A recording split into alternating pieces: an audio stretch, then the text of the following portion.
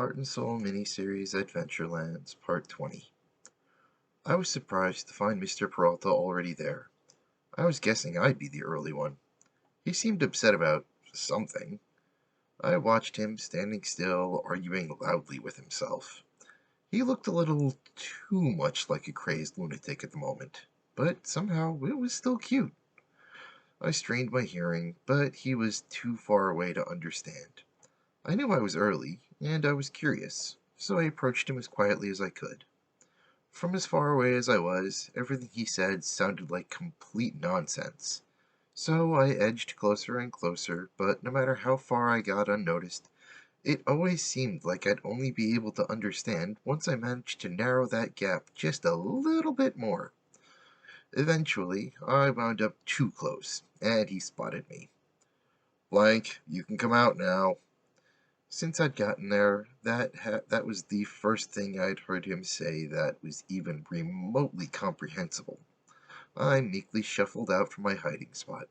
Hi there, Mr. Peralta. How are you tonight?"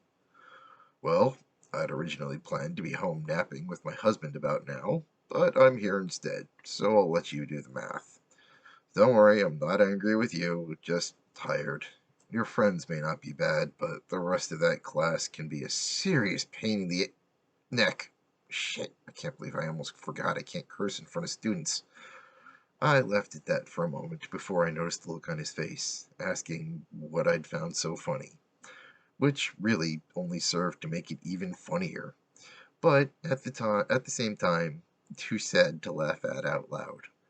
Then he noticed what he'd said and face palmed. "Ugh, sorry about that. It's a habit that's really freaking hard to break. I try, but after what feels like infinite lifetimes, you just kind of forget to stop doing certain things. No offense intended, but I have a lot of students. Can you please remind me why I asked you to meet me here?" "I can't cast any spells. No matter what I try, I've been doing everything the same as everyone else, but no matter what I do, nothing's been working." "Okay, first, I can use the Read Mind spell to a limited degree, but I'm not as good as most of the teachers here, so you'll have to let me in. But I'd really like to see how you envision things while casting." I could feel him attach spell to my mind. It felt as delicate as spiderwebbing. For the first time, I began to understand why Headmaster Mom would keep him around instead of sending him out into the field. This magic was insanely powerful, but so delicate and detailed that I almost couldn't feel it at all. I wasn't entirely sure it would even work, but I did my best to let him into my mind. After half a moment, I could feel the spell take hold. I showed him the vision that I'd been replaying of a strong magic bolt lancing out of the end of my controller. I can feel some of my magic being used up every time, but nothing ever happens." Your form is flawless, and you're envisioning things correctly. I'm not sure where the disconnect is, yet. How many times can you do that before you run out of magic?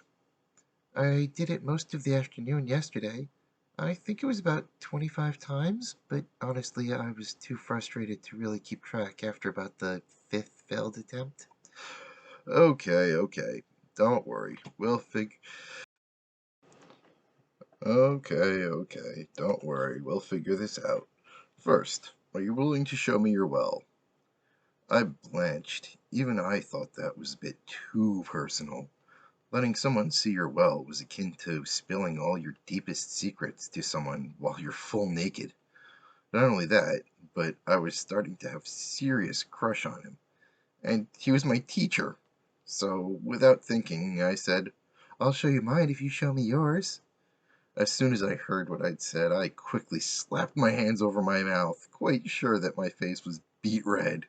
He just laughed it off and said, "Yeah, that's not happening. It's okay if it's too private for you. We'll come at the problem another way." No. It's okay. I don't mind letting you. I really don't mind letting you see. It's just I've never shown anyone but Dragon before now. Oh, right. I keep forgetting things like that are especially private for young girls. Sorry about that. It's okay. I said, before nervously shifting my inner vision to the well of my magic. Deep in the center of my soul, it was a bit on the boring side. My well had a very machine-like. My well was very machine-like. The grass around it was all made of green wires, and the walls of the well were made out of the same pipes that the whole place seemed to be made out of. The sky was admittedly very beautiful, though.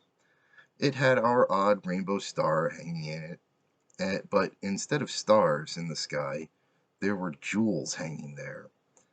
As the shifting light from the rainbow star hit the various jewels, the light that was scattered everywhere was constantly shifting colors.